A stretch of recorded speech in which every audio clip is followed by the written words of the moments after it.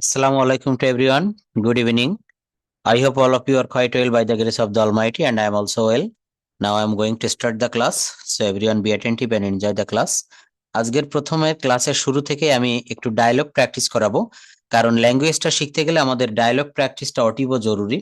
এবং এটা বাংলা থেকে ইংরেজিতে দেখাবো এবং ইংরেজি থেকে কিভাবে আমরা বাংলা করব সেই বিষয়গুলো দেখবো। সবাই একটু ধৈর্য ধরে ক্লাসটা করবেন এবং ক্লাসের শেষের দিকে আমরা প্রত্যেকটা ক্লাসে ঠিক যেভাবে মৌখিকভাবে ওরালি প্র্যাকটিস করে থাকি সেই জায়গাটা আমি যারা রেইজ হ্যান্ড প্রেস করবেন আমি সেই জায়গাটা করে দেখাবো, কিভাবে আমি বাংলা থেকে ইংরেজি বলবো এবং ইংরেজি থেকে বাংলা, সঙ্গে আপনারা আমার সঙ্গে একটু প্র্যাকটিস করবেন। তো আমাকে কি সবাই শুনতে পারছেন? Please let me know that.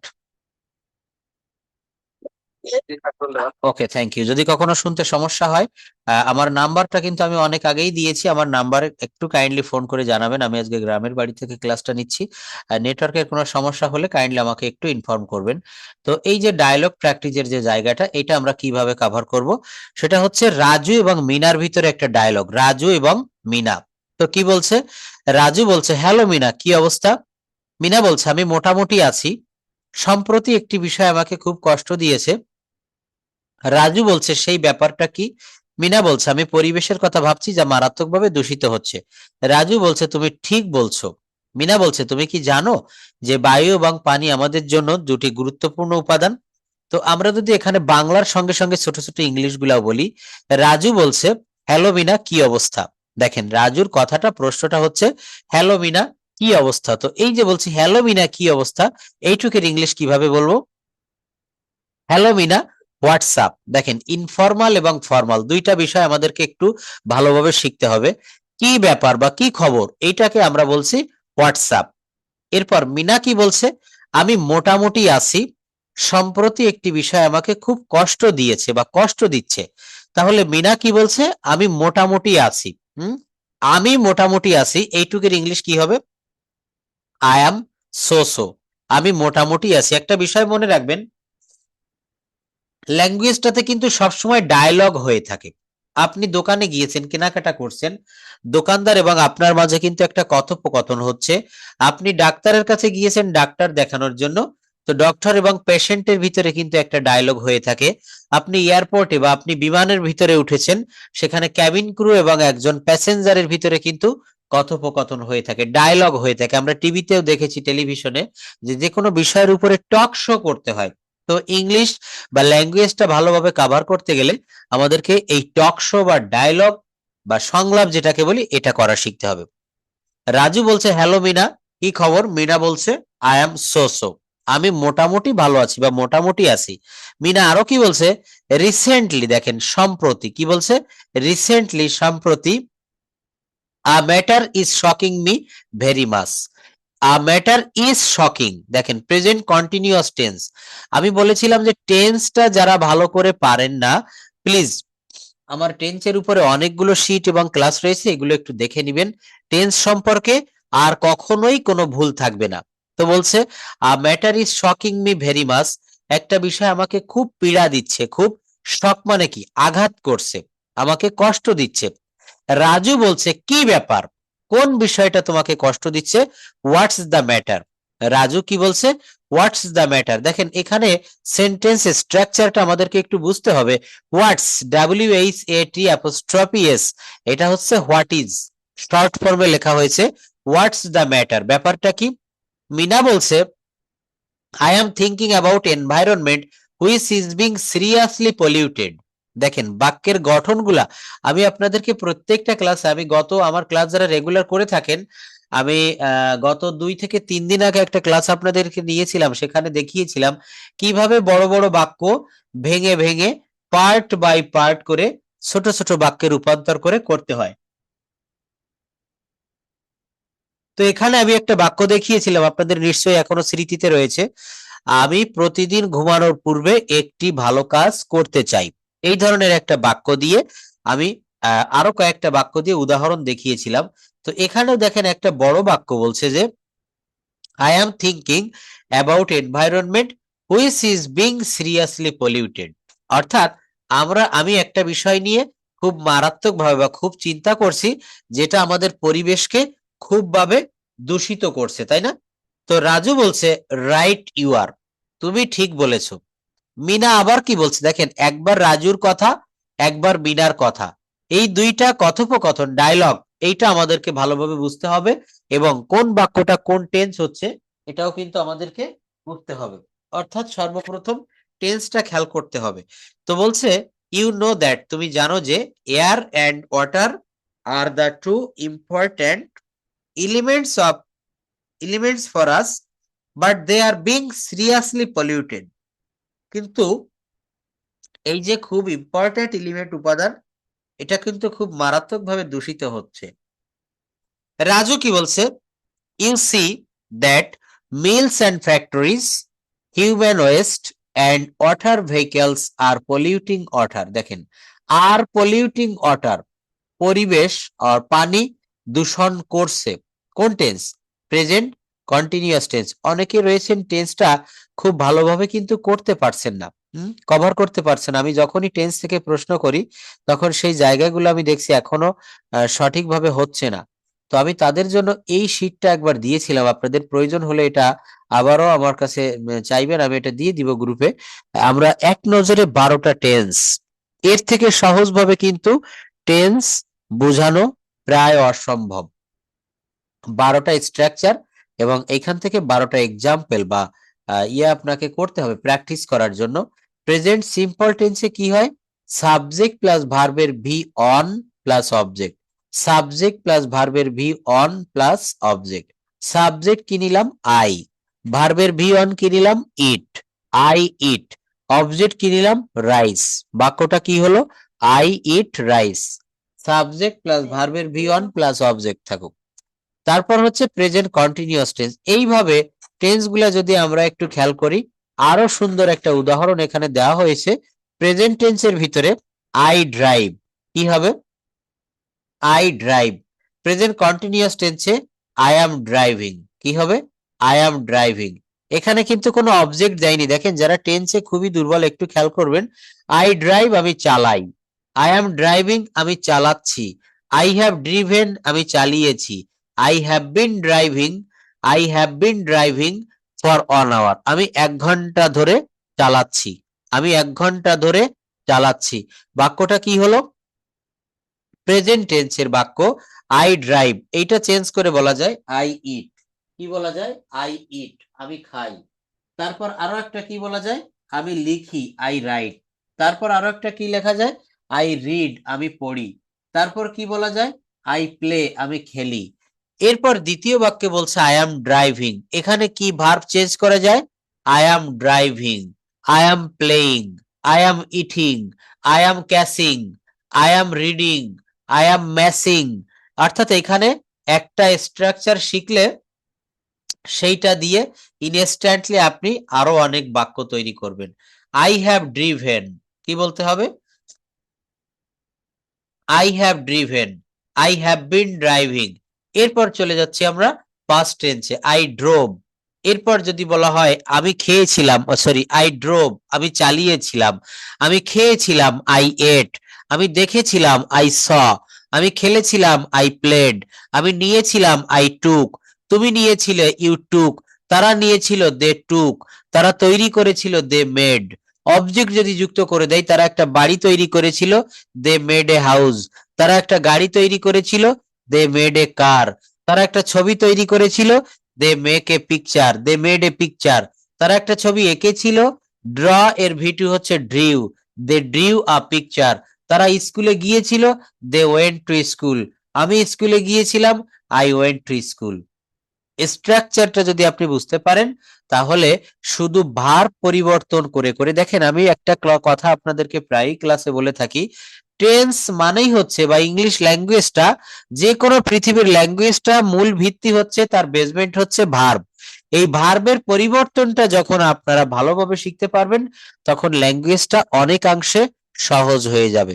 এখানে যে 12টা টেন্সে 12 রকম সময়ের পরিবর্তন হচ্ছে, এই সময়ের পরিবর্তনটা আমাদেরকে নিজে নিজে ধরা শিখতে হবে, এটা বুঝতে হবে। যেমন এখানে উদাহরণ দিয়েছি, প্রেজেন্ট টেন্সের ভিতরে কি দিয়েছি? ড্রাইভ। দেখেন, এই ড্রাইভ ভার্ব দিয়ে 12টা বাক্য সুন্দরভাবে তৈরি করে বুঝিয়ে দেওয়া হচ্ছে। যারা একটু ব্রেনটা আপনি কাজে লাগাতে পারবেন, 12টা টেন্স 12 মিনিটের ভিতরে আপনি খুব সুন্দরভাবে শিখতে পারবেন। আই ড্রাইভ, এইটাকে যখন পাস্ট টেন্সে নিয়ে বললাম, তখন ড্রাইভের ভি টু হবে বা পাস্ট ফর্ম হবে ড্রোভ। আমি যদি বলি আমি খাই, আই ইট, এইটার পাস্ট টেন্স বা পাস্ট সিম্পল টেন্স বা ভি টু হবে I eat, I ate, I go, I went, I write, I rode, I speak, I spoke, I take, I took. এইটাকে যদি আমি সঙ্গে সঙ্গে আবার ফিউচার বলি, I take, I took, I will take, I go, I went, I will go. একটা present tense, একটা past tense, একটা future tense. Present indefinite I go, present indefinite I go, past indefinite I went, future indefinite I will গো। দেখেন এখানে একটা বিষয় আমরা কিন্তু অনেকেই বুঝতে পারি না। যেমন বলা হচ্ছে আই গো, আর যখন এইটাকে পাস্ট ইনডেফিনিটে করব, তখন বাক্যটা হচ্ছে আই ওয়েন্ট। বাক্যটা কি হবে? I went. যখন আমরা প্রেজেন্ট ইনডেফিনিট থেকে পাস্ট ইনডেফিনিট করব, তখন ডিরেক্ট এক প্রকার ভার্ব পাওয়া যায়। প্রেজেন্ট থেকে ভি ওয়ান থেকে ভি টু করা যায়। যেমন আই গো, এইটার করা যায় হচ্ছে আই ওয়েন্ট, এইটার কি করা যাবে? I went. দেখেন আমি কিন্তু এগুলা আমাদের অনেক গবেষণা করে করে তারপর এগুলো আবিষ্কার করে আপনাদের সামনে বলছি, আপনারা কাইন্ডলি একটু মন দিয়ে শুনবেন। আর ক্লাস রেকর্ডটা আমি দেখছি যে ক্লাসে উপস্থিত থাকতে হচ্ছে 160, 70, 80 জন আপনারা ক্লাসে জয়েন করতেছেন, কিন্তু আমার ক্লাস রেকর্ডটা দেখতেছেন মাত্র 100 জন, 110 জন। বাকি যারা দেখছেন না, প্লিজ আমার অনুরোধ থাকবে ক্লাস রেকর্ডটা দেখবেন। এই মূল্যবান কথাগুলো শুনলে আপনার কাছে টেন্স খুব ক্লিয়ার হবে। তো বলছে যে আই ড্রাইভ, এখানে সাবজেক্ট ঠিক রাখবো, কর্তা ঠিক রাখবো, বার পরিবর্তন হবে। I drove, I ate, I went, I drew, I made, I saw, I played. এবার আমি যদি ভার্ব ঠিক রাখি বা ভার্বও পরিবর্তন করব, সাবজেক্টও পরিবর্তন করব। আই ড্রোভ, আমি চালিয়েছিলাম, তুমি চালিয়েছিলে, ইউ ড্রোভ, তারা চালিয়েছিল, দে ড্রোভ, তারা খেয়েছিল, দে এট, তারা গিয়েছিল, দে ওয়েন্ট। এবার আপনি এখানে ইচ্ছা মতো আপনার স্বাধীনতা অনুসারে আপনি এখানে অবজেক্ট দিতে পারেন, কর্ম দিতে পারেন। দে ওয়েন্ট, তারা কোথায় ওয়েন্ট করেছিল, তারা কোথায় গিয়েছিল? They went to Dhaka, they went to the field, they went to university, they went to market, they went to school. এখানে আমাদেরকে স্ট্রাকচারটা যদি আমরা জানি, বাক্য গঠন প্রণালী, তখন আপনি সাবজেক্টও পরিবর্তন করতে পারবেন, ভার্বও পরিবর্তন করতে পারবেন, অবজেক্টও পরিবর্তন করতে পারবেন, কিন্তু নিয়ম পরিবর্তন করা যাবে না। তো যাই হোক, আমি এটা দেখিয়েছিলাম গত একটা ক্লাসে, আজকেও দেখালাম যে প্রেজেন্ট টেন্স দিয়ে I drive, I am driving, I have driven, I drive, I am driving, I have driven, I have been driving for an hour. I drove, past টেন্সের চারটা, I drove, I was driving. Present টেন্সের সঙ্গে past টেন্সের খুব মিল রয়েছে। I am driving, এখানে অ্যাম এর পরিবর্তে পাস্ট টেন্সে I was driving, I was driving. I had driven, I had driven, present perfect টেন্সে I have driven, I have driven. I had been driving for an hour. এরপর future টেন্সে I will drive, I will be driving, I will be driving, I will have driven, I will have been driving, I will have been driving for an hour. দেখেন একটা বিষয় মনে রাখতে হবে, এই টেন্সটা ভালোভাবে আপনি যদি শিখতে চান, তাহলে ভার্বের পরিবর্তনটা শিখতে হবে। Drive, drove, will drive. ফিউচারের কিন্তু আলাদা কোনো ফর্ম হয় না। যেমন প্রেজেন্ট ইনডেফিনিট টেন্সে আই ড্রাইভ, পাস্ট ইনডেফিনিট টেন্সে আই ড্রোভ। ফিউচারের কিন্তু এই ড্রাইভের কোনো ফিউচার ফর্ম হয় না। এগুলাকে কি করতে হয়? সাবজেক্টের পরে শ্যাল বা উইল দিতে হয়, অর্থাৎ মূল ভার্বের পূর্বে শ্যাল বা উইল দিয়ে এগুলাকে ফিউচার ফর্ম করা হয়। দেখেন আমি যে জায়গাটাতে ছিলাম, ইংলিশ ল্যাঙ্গুয়েজটা হচ্ছে চেইন সিস্টেম। আপনি টেন্স শিখবেন, টেন্স শিখতে গেলে আপনাকে কিন্তু আগে ভার্ব ফর্ম মুখস্থ করতে হবে, কনজুগেশন অফ ভার্ব। আপনি ভার্ব মুখস্থ করবেন, আপনাকে সাবজেক্ট শিখতে হবে, একটার সঙ্গে একটা কিন্তু রিলেটেড। তো দেখেন এখানে একটা বাক্য টেন্স থেকে টেন্স রিলেটেড কিভাবে আমরা পজিটিভ থেকে নেগেটিভ করতে পারি। কি করতে হবে? পজিটিভ থেকে নেগেটিভ। যেমন দেখেন আই হ্যাভ এ বাইক, সবাই খুব মনোযোগ দিয়ে দেখবো। আই হ্যাভ এ বাইক, আমার একটা বাইক আছে। এটাতে যদি বলি আমার একটা বাইক নেই, তখন কি হবে? আমরা অনেকেই এইভাবে বলি I haven't A bike, I have not a bike. অনেকেই দেখেছি এভাবে আমরা বলে থাকি। নো, এখানে বলা হয়ে থাকে মূল ভার্বের সঙ্গে কখনো আইএনজি যুক্ত করা, সরি, মূল ভার্বের সঙ্গে কখন নট যুক্ত করে বাক্যটাকে নেগেটিভ করা যায় না। যেমন আই ইট রাইস, এটাকে কি এভাবে বলা যায়? আই নট ইট রাইস বা আই ইট নট রাইস। বিষয়টা মনে রাখবেন। তো এখানে কি বলছে? আই হ্যাভ এ বাইক, এখানে হ্যাভটা হচ্ছে মেইন ভার্ব, এই হ্যাভের সঙ্গে নট দিয়ে বাক্যটা করা যাবে না। I have not a bike না, I don't have a bike.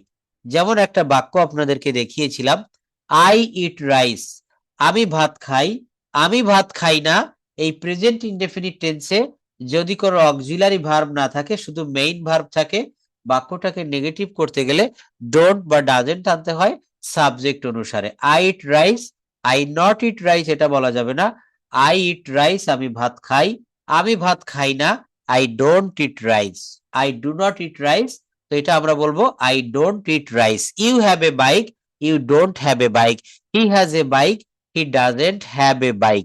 একটা বিষয় মনে রাখবেন, he has a bike, he has a bike, এখানে হ্যাজটা হচ্ছে ভার্বের থার্ড পারসন ফর্ম। যেমন বিষয়টা খুবই সহজ আবার খুবই জটিল, একটু খেয়াল করবেন। এখানে যদি বলি সে ভাত খায়, সে ভাত খায়, হি ইটস রাইস, এখানে হ্যাভ ভার্বের থার্ড পারসন ফর্ম হচ্ছে হ্যাভস না।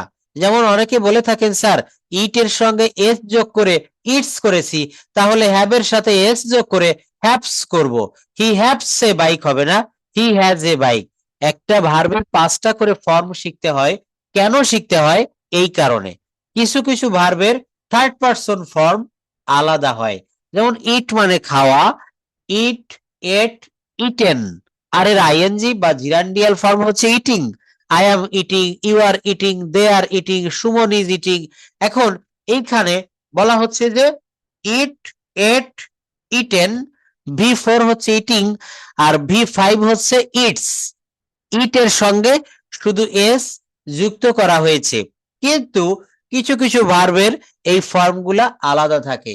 যেমন হ্যাভ ভার্বের 3টা ফর্ম হচ্ছে have, has, had. Have, has, had. কিন্তু এর 4th ফর্ম, এটা 4th নম্বরের ফর্মটা হবে হ্যাভিং।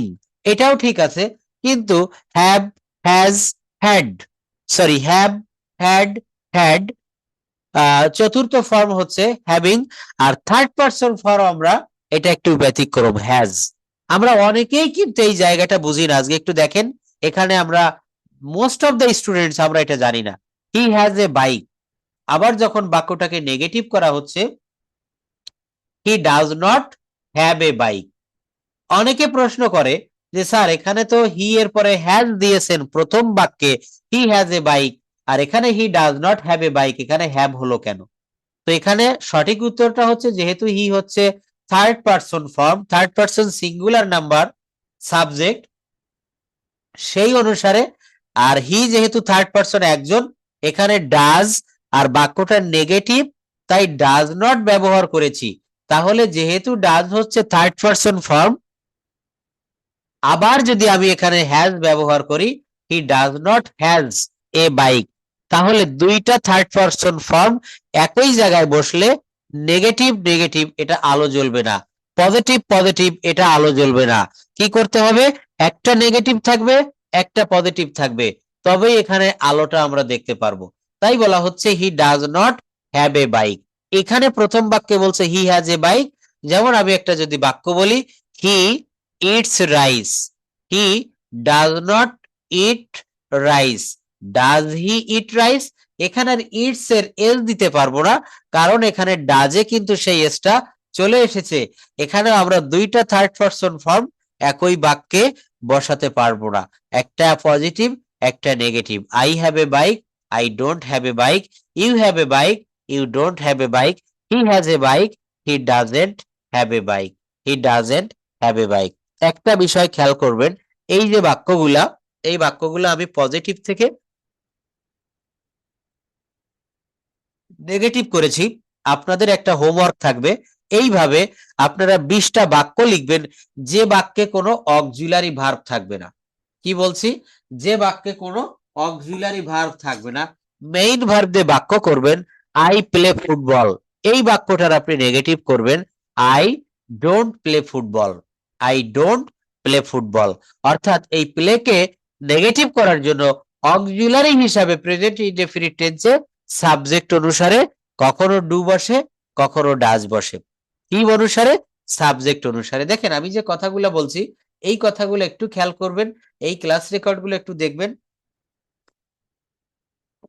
প্রত্যেকে আমরা এই টেন্স রিলেটেড বাক্যগুলো আমরা পারবো। দেখেন আমি চেইন সিস্টেম বলছিলাম না, এই ল্যাঙ্গুয়েজটা কেন চেইন সিস্টেম? আমি এই যে বাক্যটা পড়াচ্ছিলাম, মিনা বলছে you know that air and water are the two important elements for us but they are being polluted seriously. Raju বলছে you see that mills and factories, human waste and water vehicles are polluting water. এই দেখেন are polluting, আমি বলি যে analysis করে শিখবেন, যেখানে এইভাবে শেখানো হয় সেখান থেকে আপনি ইংরেজি শিখতে পারবেন। আমি মেইন কিছু রুল দেখিয়ে দিলাম। নো, বাক্যটা নিয়ে আপনি বেশি দূর আগাতে পারবেন না। কি বলতে হবে? এখানে আপনাকে অ্যানালাইসিস করে করে একেবারে খুব বিশ্লেষণ করে তারপর ল্যাঙ্গুয়েজটা শিখতে হবে। প্রত্যেকটা এক একটা সেন্টেন্সের ভিতরে প্রত্যেকটা ওয়ার্ড কোনো না কোনো পার্টস অফ স্পিচ মেইনটেইন করে এটা তৈরি হয়েছে। তো এখানে কি করতে হবে? মিনা বলছে exactly so, even people mind nothing to do this. Raju বলছে unpleasant truth is that we must face a trivial situation if we can't stop ইট।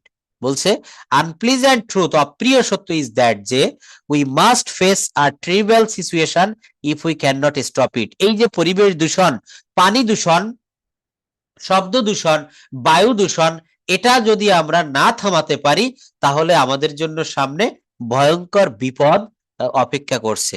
মিনা বলছে ওভার পপুলেশন, দেখেন বাংলা দেখে দেখে ইংরেজি করতে হবে। এখানে কিন্তু বলছে মিনার ডায়লগের ভিতরে মিনা কি বলছে?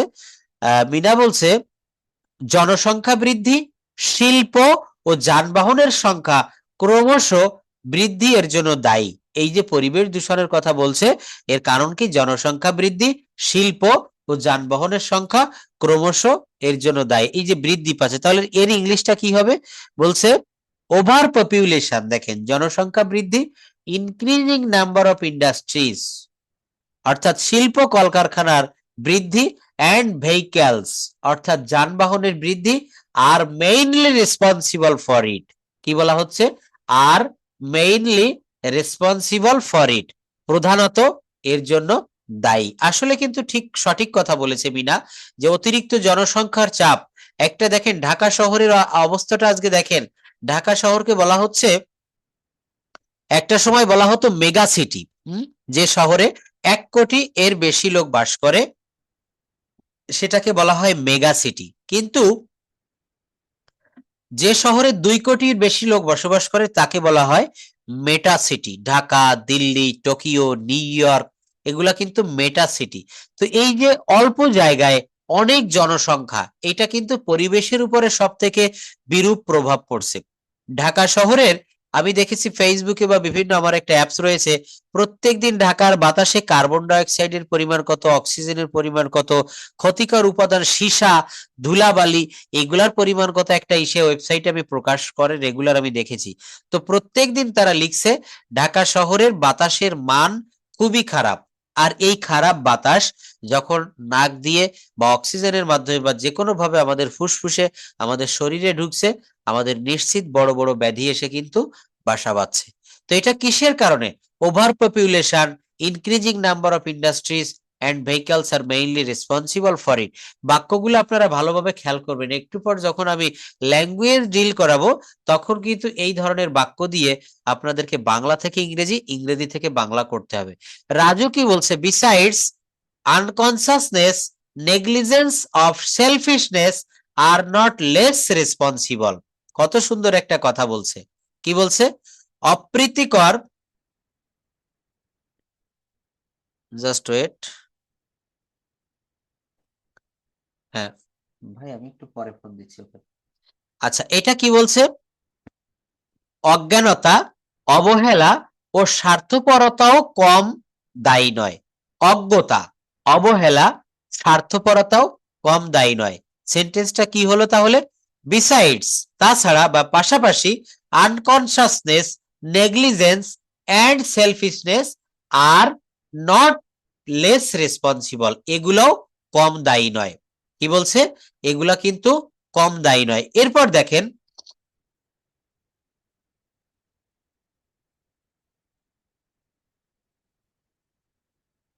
এরপর বলছে, মিনা বলছে, আমি পরিবেশের কথা ভাবছি যা মারাত্মকভাবে দূষিত হচ্ছে। রাজু বলছে, তুমি ঠিক বলেছ। মিনা, তুমি কি জানো বায়ু এবং পানি আমাদের জন্য দুটি গুরুত্বপূর্ণ উপাদান, তবে সেগুলি গুরুতরভাবে দূষিত হচ্ছে। রাজু বলছে, তুমি দেখতে পাচ্ছ যে মিলস এবং কলকারখানাগুলি মানুষের বর্জ্য এবং জলের যানবাহনগুলি জলকে দূষিত করছে। দেখেন, এই বাক্যগুলো বাংলা পড়ে পড়ে আপনাদেরকে ইংলিশে অনুবাদ করা শিখতে হবে। এখানে আপনাদের সুবিধার্থে আরো একটা বিষয় করে দেওয়া হয়েছে, সেটা ভেরি ভেরি ইম্পর্টেন্ট। বিষয়টা হচ্ছে কঠিন যে ভোকাবুলারি এই প্যাসেজটা পড়তে গেলে, এই ডায়লগটা পড়তে গেলে আপনাকে ফেস করতে হবে, সেইগুলা কিন্তু এক জায়গায় লিখে দেওয়া হয়েছে। অর্থাৎ ডায়লগটি শুরু করার আগে এই জায়গাটা আমাদের করতে হবে।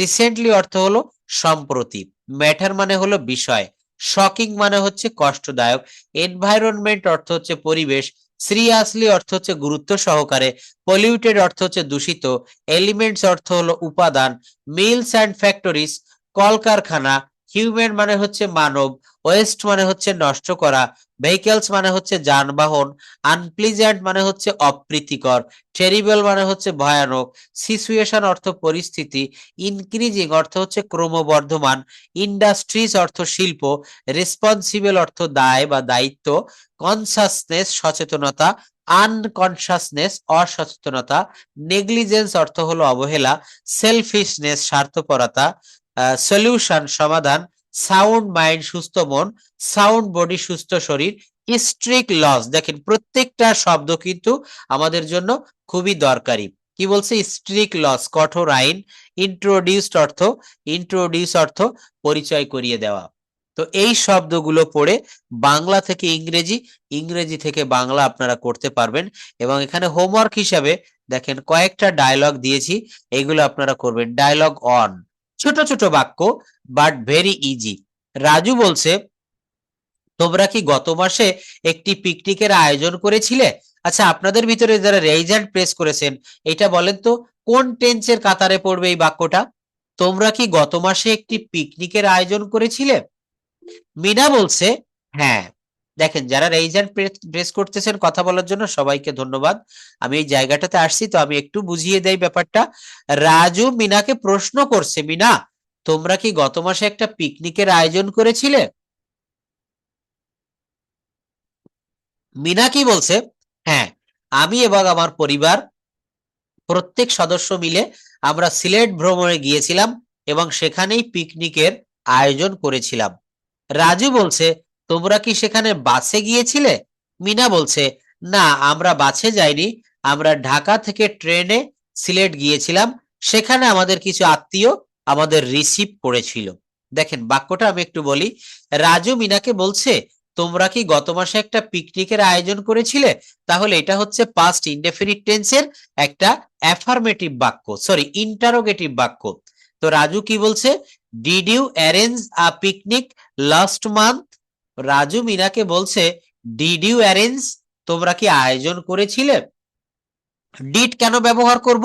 আমরা জানি পাস্ট ইনডেফিনিট টেন্সে বাক্যটাকে প্রশ্ন করতে গেলে ডিড আসে, যেখানে কোনো অক্সিলারি ভার্ব থাকে না। আর প্রেজেন্ট ইনডেফিনিট টেন্সে আসে হচ্ছে ডু বা ডাজ। যেমন, আমি ভাত খাই, আই ইট রাইস। আমি ভাত খাই না, আই ডোন্ট ইট রাইস। আমি কি ভাত খাই? Do I eat rice. আমি কি স্কুলে যাই? Do I go to school. আমি কি অঙ্কটি করি? ডু আই ডু দ্য সাম। অর্থাৎ এখানে বিষয়টাকে ভালোভাবে আপনাকে স্ট্রাকচারটা মনে রাখতে হবে। রাজু বলছে, দেখেন, এইভাবে অ্যানালাইসিস করে আপনি শিখবেন, অল্প দিনের ভিতরে আপনি ইংরেজিতে কথা বলতে পারবেন। কিন্তু ওই যে ছোট ছোট শর্ট রুল গুলো আমি দেখাই, অনেকে আপনাদেরকে দিয়ে প্র্যাকটিস করাই, এটা খুবই ভালো, কিন্তু বড় বড় বাক্য তৈরি করতে গেলে আপনাকে এইভাবে অ্যানালাইসিস করে করে তারপর শিখতে হবে। তোমরা কি গত মাসে একটা পিকনিকের আয়োজন করেছিলে? আচ্ছা, এইটা আমি পড়লে আমার কাজ হচ্ছে, আপনারা কাইন্ডলি একটু পড়বেন যারা রেইজ হ্যান্ড প্রেস করেছেন, অনেকেই আজকের ক্লাসটাতে উপস্থিত হয়েছেন, সবাইকে আন্তরিক ধন্যবাদ। যারা রেইজ হ্যান্ড প্রেস করেছেন তাদের ভিতর থেকে আমি কয়েকজনকে ডেকে নিব, প্লিজ একটু পড়বেন। হ্যাঁ, প্রথমে বিদ্যুৎ বাবু, প্লিজ আপনি একটু আনমিউট করবেন। এই যে জায়গাগুলো আমি বলছি, এই বাংলা বাক্য থেকে ইংরেজি বাক্য বলতে হবে। বিদ্যুৎ দাদা একটু বলবেন বিষয়টা, বলেন তো তোমরা কি গত মাসে একটা পিকনিকের আয়োজন করেছিলে? এটার ট্রান্সলেশন কি হয়? Did you? Picnic last month. Thank you. Mina বলছে হ্যাঁ, তাহলে এর ইংলিশ কি হবে? ইয়েস। ছোট ছোট করে বলবেন, ইয়েস। আমি এবং আমার পরিবার প্রত্যেক সদস্য মিলে আমরা সিলেট ভ্রমণে গিয়েছিলাম। একটা বড় লম্বা বাক্য, তাহলে এখানে প্রথমে সাবজেক্ট খুঁজে বের করতে হবে। হ্যাঁ, সাবজেক্ট হচ্ছে আমি এবং আমার পরিবার, আই অ্যান্ড মাই ফ্যামিলি। হ্যাঁ, তারপর কি বলছে? প্রত্যেক সদস্য মিলে আমরা সিলেট ভ্রমণে গিয়েছিলাম, বলুন। Me and my family went to Sylhet for visiting. হ্যাঁ, সিলেট ভ্রমণে গিয়েছিলাম, আচ্ছা জাস্ট। এবং সেখানে পিকনিকের আয়োজন করেছিলাম, এবং সেখানেই পিকনিকের আয়োজন করেছিলাম, এইটুকের ট্রান্সলেশন কি হবে? এবং সেখানে পিকনিকের আয়োজন করেছিলাম। আচ্ছা দেখেন, খুব সুন্দর একটা প্রশ্ন করেছেন। আই অ্যান্ড মাই ফ্যামিলি, আমি এবং আমার পরিবার, উই অ্যারেঞ্জড আ পিকনিক। তারপর কি বলছে? এবং সেখানে পিকনিকের আয়োজন করেছিলাম, and we arranged a picnic there. There মানে হচ্ছে সেখানে। রাজু বলছে তোমরা কি সেখানে বাসে গিয়েছিলে? এই বাংলা বাক্যটা কিভাবে ইংলিশ করব? তোমরা কি সেখানে বাসে গিয়েছিলে, কি হবে তাহলে বলুন? Did you go to the? Did you went? Did you go there by bus? দেখছেন, আমি বলছি যে আমরা আসলে যেমন দেখেন, একটা খাবার কেমন রান্না হয়েছে, কেমন স্বাদ হয়েছে, না খেয়ে দেখলে যেমন সেই স্বাদটা পাওয়া যায় না, কারো মুখ থেকে কথা না বের হলে বোঝার উপায় থাকে না লোকটা কতটা জ্ঞানী, কতটা জানে। তো ইংলিশ ল্যাঙ্গুয়েজটা আমরা কতটা জানি এইটা কিন্তু আমাদের বোঝার উপায় থাকে না যতক্ষণ না কথা বলা হয়। এখানে অনেকে বলছে ডিড ইউ গো, আবার অনেকে বলছে ডিড ইউ ওয়েন্ট। হ্যাঁ, আবার অনেকে শব্দ পাচ্ছে ডিড ইউ গো এন্ড, দুইটা দিয়ে দিচ্ছি। আমরা আসলে এখনো কিন্তু গ্রামারের বেসিকে, আমি আবারও বলছি, অনেক কাঁচা। হ্যাঁ, এখানে আমি একটা কথা বারবার করে বলি, আমার ক্লাস যারা রেগুলার ওয়েতে করেন, আমি বলছি যে ডিডের পরে ভার্বের প্রেজেন্ট ফর্ম দিতে হবে। কি বলা হয়ে থাকে? ডিডের পরে ভার্বের প্রেজেন্ট ফর্ম। রাজু বলছে তোমরা কি সেখানে, হ্যাঁ, did you go there, did you go there by bus. যে কোনো একজন একজন করে, যে কোনো একজন করে বলুন, তাহলে ক্লাসটা ভালো হবে। মিনা বলছে না, আমরা বাসে যাইনি, এইটুকের ট্রান্সলেশন কি হবে? মিনা কি বলছে? না, আমরা বাসে যাইনি, কি হবে? No we. No, we don't. Can go.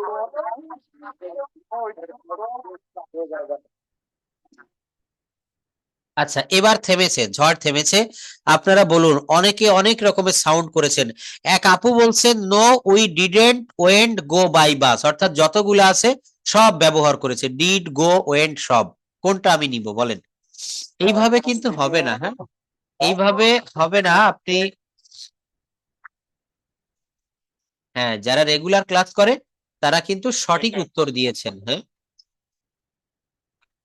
হ্যাঁ, রেগুলার ক্লাস যারা আপনারা করেন খুব সঠিকভাবে উত্তর দিয়েছেন। দেখেন, বলা হচ্ছে না, আমরা বাসে যাইনি। নো উই ডিডন্ট বা we didn't go by bus, আমরা বাসে যাইনি। আমরা ঢাকা থেকে ট্রেনে করে সিলেটে গিয়েছিলাম। কি বলছে? আমরা ঢাকা থেকে ট্রেনে করে সিলেটে গিয়েছিলাম। খুব সহজ একটা বাক্য, বলেন তো কি হবে? আমরা ঢাকা থেকে ট্রেনে করে সিলেটে গিয়েছিলাম, তাহলে কি হবে? We went to Sylhet from Dhaka by train, by bus, by boat. অর্থাৎ যে পরিবহনে করে গিয়েছিলেন সেইটার আগে বাই দিতে হবে। যদি বলা হয় সাইকেলে করে, bicycle, by bicycle, by motor bike, by private car. অর্থাৎ এখানে বাক্যগুলো আমাদেরকে টেন্স অনুসারে গঠন করতে হবে। টেন্সটা আপনারা সবসময় একটু ভালো করে শিখবেন, দেখবেন। তো দেখেন, এই যে বাক্যগুলা, এই বাক্যগুলোকে কিন্তু আমরা একটি হোমওয়ার্ক হিসাবে নিব। খুব সহজ, এটা আপনারা চেষ্টা করলে প্রত্যেকেই পারবেন যাদের টেন্স সম্পর্কে ধারণা আছে। রাজু বলছে পিকনিকে কি ধরনের খাবারের আয়োজন করেছিলে? এটাও কিন্তু পাস্ট ইনডেফিনিটের একটা ইন্টারোগেটিভ সেন্টেন্স। মিনা বলছে আমরা পোলাও, রোস্ট এবং বিরিয়ানি রান্না করেছিলাম। এছাড়াও কিছু সাংস্কৃতিক অনুষ্ঠানের আয়োজন করেছিলাম। রাজু বলছে কোন ধরনের সাংস্কৃতিক অনুষ্ঠানের আয়োজন করেছিলে? আবারও সেই প্রশ্ন করেছে। মিনা বলছে আমার এক ভাই কাজী নজরুল ইসলামের একটা কবিতা আবৃত্তি করেছিল এবং আমি একটি গান গেয়েছিলাম। তো এইটা আপনাদের আগামী ক্লাসের হোমওয়ার্ক হিসেবে থাকলো। এখন আমি একটু এই ল্যাঙ্গুয়েজ ড্রিলটা প্র্যাকটিস দেখাই, যেটা প্রত্যেক ক্লাসে আপনাদেরকে দিয়ে আমি শেষের দিকে সময় থাকলে করিয়ে থাকি। এই শীটটা অনেক বড় একটা শীট, আমি আপনাদেরকে কয়েকবার দিয়েছি, আজকেও ক্লাস শেষে দিব। এখানে টাং টুইস্টার প্র্যাকটিস করতে পারবেন। এখানে ইংলিশ 26টি লেটারের ভিতরে যে 9টা লেটার আমাদের বেশি প্রয়োজন হয় সেইগুলোর উচ্চারণ আমরা করতে পারবো। এখানে আমরা কিন্তু ল্যাঙ্গুয়েজ ড্রিল প্র্যাকটিস করতে পারবো। আর ল্যাঙ্গুয়েজ ড্রিল প্র্যাকটিস করতে গেলে বা এই ভাষাটা ভালোভাবে শিখতে গেলে আমাদের প্রথম দিকের যে সারির বিষয়গুলো, তার ভিতরে একটা হচ্ছে ভার্ব ফর্ম, সাবজেক্ট চেনা, অবজেক্ট চেনা। তো সব থেকে মূল্যবান হচ্ছে কনজুগেশন অফ ভার্ব। এখানে অনেক পরিমাণ কনজুগেশন অফ ভার্ব দিয়েছি, এগুলো আপনারা একটু মুখস্থ করবেন, এগুলো পড়বেন, আনন্দের সাথে এগুলা পড়তে হবে। এরপর আমরা ল্যাঙ্গুয়েজ ড্রিল প্র্যাকটিসে চলে যাব। দেখেন টেন্স আপনি শিখলেন, কতটা শিখলেন? নিজেকে পরীক্ষা দেওয়ার উত্তম পন্থা হচ্ছে এই ল্যাঙ্গুয়েজ ড্রিল প্র্যাকটিস। দেখেন ল্যাঙ্গুয়েজ ড্রিল প্র্যাকটিস করলে অনেকে বলে থাকে স্যার আমি কথা বলতে চাই, আমার পেটে কথা আসে কিন্তু মুখে কথা আসে না, আমি বুঝতেছি বাক্যটা এই হবে কিন্তু আমি পারি না। এর সুন্দর একটা ঔষধ হচ্ছে আপনি কোনো মেন্টরের অধীনে থেকে এগুলো প্র্যাকটিস করবেন। দেখেন এখানে অনেক কিছু দিয়েছি, how to give a presentation in English, হ্যাঁ, ডেইলি অ্যাক্টিভিটিস। তো যে বিষয়টা দেখাতে চাচ্ছিলাম এটা হচ্ছে ল্যাঙ্গুয়েজ ড্রিল। ড্রিল মানে কি? আমরা একটা বিষয়, একই বিষয় বারবার চর্চা করব। বি অর্থ হচ্ছে হওয়া, থাকা বা অবস্থান। প্রতিটি ভার্বের 3টা করে ফর্ম থাকে। প্রেজেন্ট ফর্মে বি ভার্বের ভিতরে আমি যার, পাস্ট ফর্মে ওয়াজ আর, পাস্ট পার্টিসিপলে বি ভার্বের ভিতরে থাকবে বিন। কি থাকবে বলুন? বিন, বি ডাবল ই এন, বিন। তো এখানে দেখেন প্রেজেন্ট টেন্সের যারা এটা পারবেন, খুব ভালোভাবে বাক্যগুলো তৈরি করতে পারবেন, তারা subject plus present form plus past form plus future form plus object সবগুলা নেওয়া যাবে না। আপনি যদি এখানে প্রেজেন্ট টেন্সের বাক্য তৈরি করতে চান, একটা সাবজেক্ট নিতে হবে আই, এরপর একটা অক্সিলারি ভার্ব নিয়েছি অ্যাম। ওয়াজ এবং উইল বি এটা নেওয়া যাবে না, এটা অন্য টেন্সের ক্ষেত্রে প্রয়োজন হবে। তো কি বলছে? সাবজেক্ট আই, এরপর প্রেজেন্ট ফর্ম হচ্ছে অ্যাম, আই অ্যাম এ টিচার, আমি একজন শিক্ষক, I am a teacher, I am a teacher. We are students. কি হবে? We are students. বাক্যগুলো খেয়াল করবেন। He is a driver. He was a driver. He will be a driver. তো এইভাবে বাক্যগুলো প্র্যাকটিস করার পর প্রত্যেকটা বক্স থেকে আপনারা বাক্য তৈরি করতে পারবেন। এরপর আমাদের সঠিকভাবে এটা তৈরি করতে হবে। কিভাবে আমরা তৈরি করব? দেখেন এখানে ড্রিল প্র্যাকটিস করতে হবে, বাংলা বাক্য দেওয়া থাকবে, সেখান থেকে আমাদেরকে ইংলিশে কনভার্ট করতে হবে, খুবই ইজি। এবং দেখেন এখানে আমরা আরো কয়েকটা বিষয় দেখতে পাচ্ছি, সেই বিষয়গুলো হচ্ছে সাবজেক্ট, তারপর ভার্ব, তারপর অবজেক্ট, তারপর এক্সটেনশন। অনেক স্ট্রাকচার দিয়েছি। দেখেন আই অ্যাম সাপোজ টু, সাবজেক্টকে স্বাভাবিকভাবে কোনো কিছু করার কথা এমন থাকলে সেখানে সাপোজ টু ব্যবহার করতে হয়। I am suppose two Singh a song, আমার একটি গান গাওয়ার কথা। He is suppose two Singh a song, তার একটি গান গাওয়ার কথা। We are suppose two Singh a song, আমাদের একটি গান গাওয়ার কথা। এই বাক্যগুলো যখন কমপ্লিট হয়ে যাবে, এরপর আমরা ল্যাঙ্গুয়েজ ড্রিলে চলে যেতে পারবো সরাসরি। সে একটি গাড়ি চালায়, টেন্স যাদের ভালো ধারণা আছে তারাই শুধু বাক্যগুলো বলবেন। সে একটি গাড়ি চালায়, সে একটি গাড়ি চালিয়েছিল, সে একটি গাড়ি চালাবে, সে একটি গাড়ি চালাচ্ছে বা চালাইতেছে, সে একটি গাড়ি চালাইতেছিল বা সে একটি গাড়ি চালাচ্ছিল, সে একটি গাড়ি চালাতে থাকবে, সে একটি গাড়ি চালিয়েছে। দেখেন চালিয়েছে, ইয়াসি ইয়াসু থাকলে, ইয়াসি ইয়াসু থাকলে আমি বলেছিলাম নিঃসন্দেহে বাক্যটা প্রেজেন্ট পারফেক্ট টেন্স হয়। তো এখন আপনাদেরকে দিয়ে আমি ল্যাঙ্গুয়েজ ড্রিলটা যদি প্র্যাকটিস করাই, প্রথম দিকে যারা রয়েছেন রেইজ হ্যান্ড প্রেস করেছেন, এই ল্যাঙ্গুয়েজ ড্রিলটা আমার সঙ্গে একটু প্র্যাকটিস করবেন, সবাই না, একজন একজন করে। হ্যাঁ, Sharmin Akter please, can you hear me? Humaira Akter, can you hear me? আচ্ছা, হ্যাঁ, এই বাক্যগুলো আপনি এখান থেকে পড়বেন, আপনারা সবাই শুনবেন। সে একটি গাড়ি চালায়, হি ড্রাইভস আ কার। হ্যাঁ,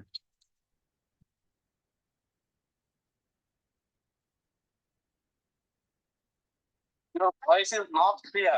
হ্যাঁ, your voice is not clear, যার ভয়েস ক্লিয়ার তাকেই আমি পড়ার সুযোগটা দিব। অন্য কেউ পড়তে পারবেন, ভয়েস ক্লিয়ার রয়েছে যার, সুন্দর করে বিষয়গুলো পড়তে হবে। Tamanna Akter, please can you hear me?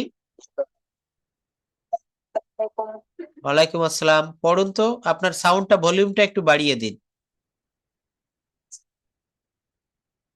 প্রথম থেকেই পড়বেন, 1 নাম্বার থেকে। হ্যাঁ, সে একটি গাড়ি চালায়, হি drive the car.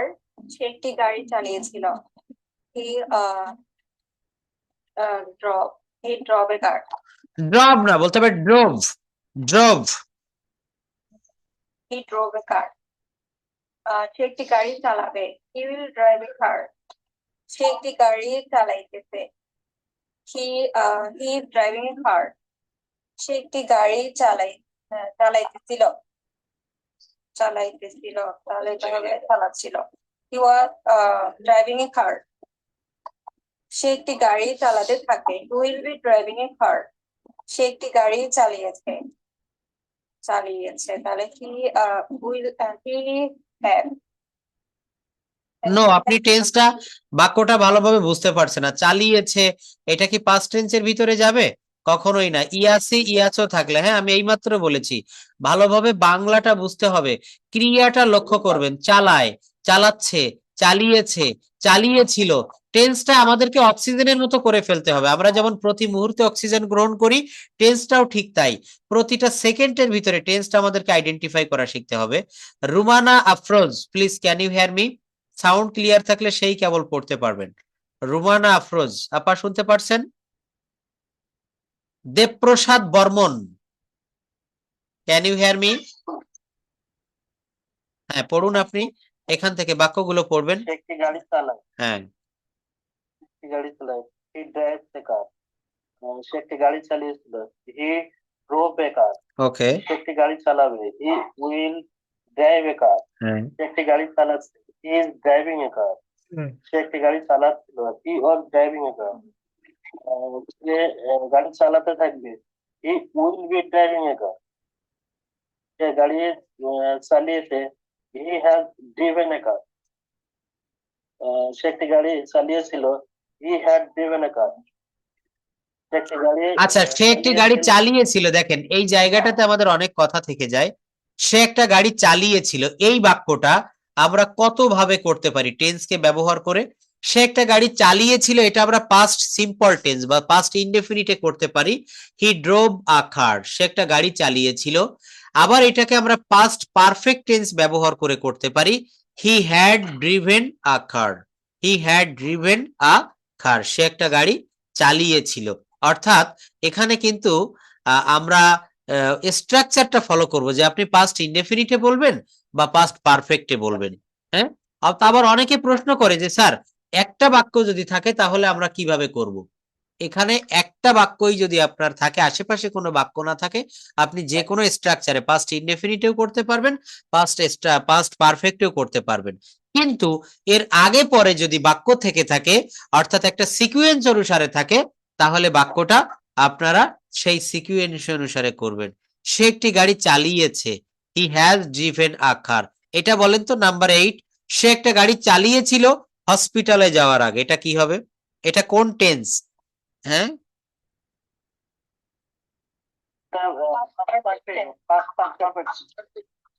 Past perfect tense. Thank you. হ্যাঁ, হ্যাঁ, যারা পাস্ট পারফেক্ট বলেছেন অনেক ধন্যবাদ। হ্যাঁ, তাহলে বলেন, he went to, He had driven a car before he went to hospital. Before he went to hospital. বলেন। He will driven a car. একটা গাড়ি চালিয়ে চলবে। সে সকাল থেকে গাড়ি চালাচ্ছে। He has been driven a car since morning. না, আমি এই বাক্যটা একটু ক্লিয়ার করতে চাচ্ছি প্লিজ, এখানে অনেকেরই সমস্যা থেকে যায়। সমস্যাটা হচ্ছে একটু দেখবেন মন দিয়ে, পাস্ট পারফেক্ট টেন্সে 12টা টেন্সের ভিতরে এইটা আমাদের সবারই কম বেশি একটু ঝামেলা হয়। পাস্ট পারফেক্ট টেন্সটা বুঝতে পারলে খুবই সহজ। বলছে যে সে একটা গাড়ি চালিয়েছিল, এই একটি অংশ, দেখেন আমি দুইটা কালার করছি। আর হসপিটালে যাওয়ার আগে এই একটা অংশ। অতীতকালে পাশাপাশি সময়ে যদি দুটি কাজ সংগঠিত হয়, যে কাজটি আগে হচ্ছে সেইটা পাস্ট পারফেক্টের নিয়মে হবে। আর পাস্ট পারফেক্ট মানেই হচ্ছে হ্যাড এর ব্যবহার করতে হবে। হ্যাঁ, subject plus had plus V3। বিষয়টা দেখবেন, বলা হচ্ছে ডাক্তার আসার আগে রুগীটা মারা গিয়েছিল আর ডাক্তার আসার পরে রুগীটা মারা গিয়েছিল। অতীতকালে পাশাপাশি সময়ে দুইটি কাজ হচ্ছে। তো এখানে সে একটি গাড়ি চালিয়েছিল হসপিটালে যাওয়ার আগে। কোন কাজটি আগে হচ্ছে বলেন তো? গাড়ি চালিয়েছিল। এইটা হ্যাড ব্যবহার করে করতে হবে। হি হ্যাড, কি হবে? হি হ্যাড আর হ্যাজ, হ্যাভ, হ্যাড, এইটা দিলেই কিন্তু ভার্বের V3। He has, sorry, he had driven a car, সে একটা গাড়ি চালিয়েছিল হসপিটালে যাওয়ার আগে। এই আগে ইংলিশ হচ্ছে বিফোর। আর এই যে বাকি অংশটুকু, আগে গাড়ি চালাচ্ছে পরে হসপিটালে যাচ্ছে, যে কাজটি পরে সংগঠিত হচ্ছে এইটা পাস্ট ইনডেফিনিটের নিয়মে করতে হবে। Subject plus V2 plus object. Total বাক্যটা কি দাঁড়ালো? হি had driven a car before went to hospital. দেখেন, যারা একেবারেই পাস্ট পারফেক্ট টেন্স বোঝেন না, আমি মনে করি তাদের জন্য খুবই ক্লিয়ার ভাবে বুঝাতে পেরেছি। আমি আরো একবার বলছি, অতীতকালে পাশাপাশি সময়ে দুইটা কাজ সংগঠিত হবে, একটু আকপাস করে হবে। তো যে কাজটি আগে হচ্ছে দুইটা কাজের ভিতরে, সেইটাই হ্যাড ব্যবহার করব, সেইটাই আমরা V3 দিব। তো সে হাসপাতালে যাওয়ার আগে একটা গাড়ি চালিয়েছিল। শিক্ষক ক্লাসে আসার আগে ছাত্রছাত্রীরা উঠে দাঁড়িয়েছিল। সূর্য অস্ত যাওয়ার পূর্বে আমরা বাড়ি পৌঁছিয়েছিলাম। এই ধরনের বাক্যগুলা পাস্ট পারফেক্ট। আর পাস্ট পারফেক্টের ভিতরে দুইটা কাজের ভিতরে যে কাজটি আগে সংগঠিত হবে সেইটা হ্যাড ব্যবহার করে করতে হবে, সেখানে ভার্বের V3 দিতে হবে। পরের অংশটুকু জাস্ট ছোট্ট করে পাস্ট ইনডেফিনিট। সে একটা গাড়ি চালিয়েছিল হসপিটালে যাওয়ার আগে।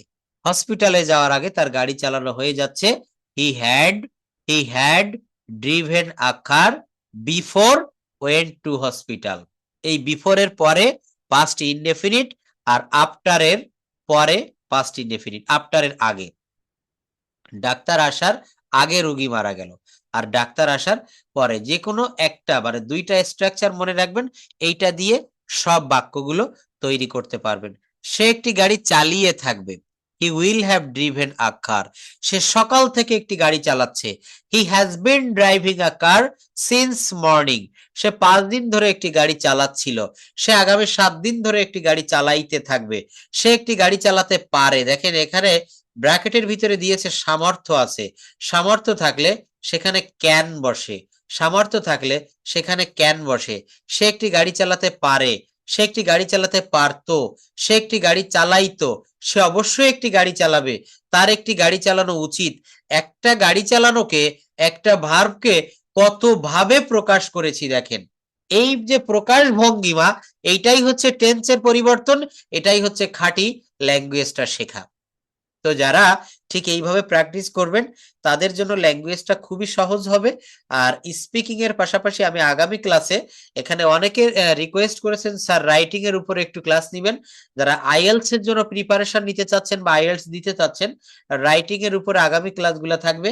তবে আজকের যে ডায়লগটা হোমওয়ার্ক হিসেবে দিয়েছি এবং এই যে শীট চলমান যেটা সামনে রয়েছে, এখান থেকে আপনারা ল্যাঙ্গুয়েজ ড্রিল প্র্যাকটিস করবেন। যে যতগুলা পারবেন এই ল্যাঙ্গুয়েজ ড্রিল গুলো প্র্যাকটিস করে আপনাকে কষ্ট করে সময় নষ্ট করে লিখতেও হবে না, আপনি আমার এই যে হোয়াটসঅ্যাপ নাম্বার রয়েছে এই হোয়াটসঅ্যাপ নাম্বারে রেকর্ডিংটা পাঠিয়ে দিবেন, আমি শুনবো। আর গত ক্লাসের ওই যে 3000 ভোকাবুলারির একটা শীট অনেকে চেয়েছিলেন, আমি একটু বাহিরে রয়েছি, বাসায় নাই, এজন্য আমি দিতে পারিনি, তবে সবগুলো আমি দিয়ে দিব। আজকের ক্লাস রেকর্ড এবং পিডিএফটাও পেয়ে যাবেন।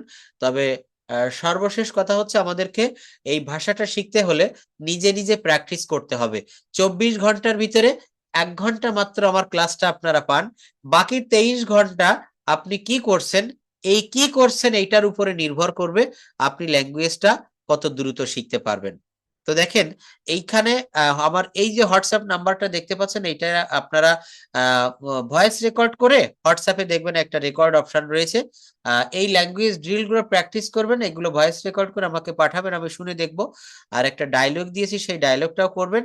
এবং অনেকেই যারা এখানে 75 ব্যাচে রয়েছেন বা যারা আরো আগে থেকে রয়েছেন, স্যারের বইটা নিতে চাচ্ছিলেন কিন্তু পারছেন না, তো আমার ওই নাম্বার অথবা সোহাগ স্যারের ওয়েবসাইট থেকেও স্পিক ইংলিশ উইথ সোনামুখ এই বইটা নিতে পারবেন, এবং অত্যন্ত সহজ সরল সাবলীল ভাবে বইটা লেখা হয়েছে।